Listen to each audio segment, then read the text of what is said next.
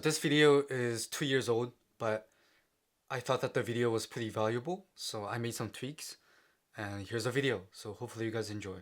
See you on the next one. Peace.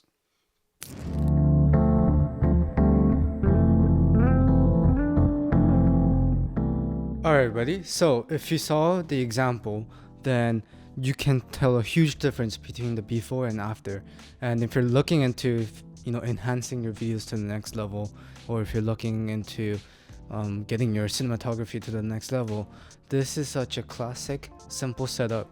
So to break it down, pretty much what I have is I have a key light that's behind this blanket. So what this blanket is doing is it's creating a very big light source that looks flattering on my skin.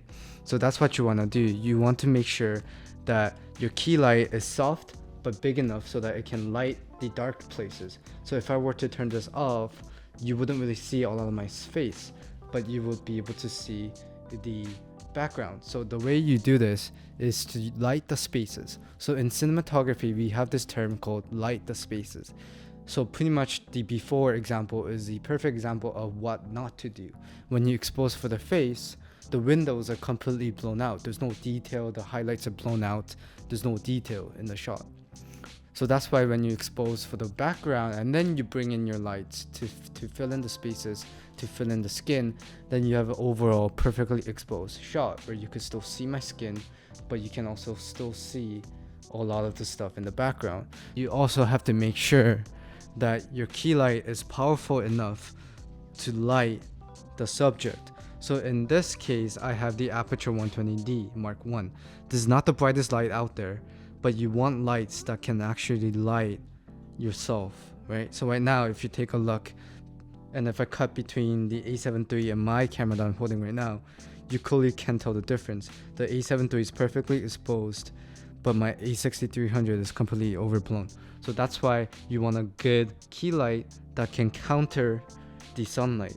And then on this side, now this is completely up to if you want a dramatic setup or if you want more of that corporate YouTube corporate video type of style, then you would bring in your fill light. The fill light basically just fills in the dark side. So if I were to turn this off right now, half of my face should be dark. A lot of cinematographers introduces negative fill in order to add 3D depth to the image. But if this isn't the look of the director that the director is going for, or not, or if it's not the look that your DP is going for, or if you're the DP. So this is all of the things that you kind of have to decide creatively, right? This is kind of overall like how it looks. So you have your key light with your camera 45 degrees off, and then you have your fill light filling in the sides. So again, it really depends on the director and you as a cinematographer to kind of figure out how you want to light your scenes. So thank you guys so much for watching this video. This was a quick breakdown. If you guys want to see a full detailed breakdown of how this lighting works, then please let me know in the comments. So just to recap, just keep in mind, you light the spaces, not the faces.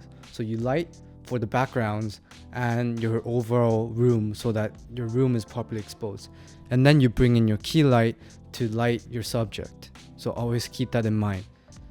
Light the spaces, not the faces.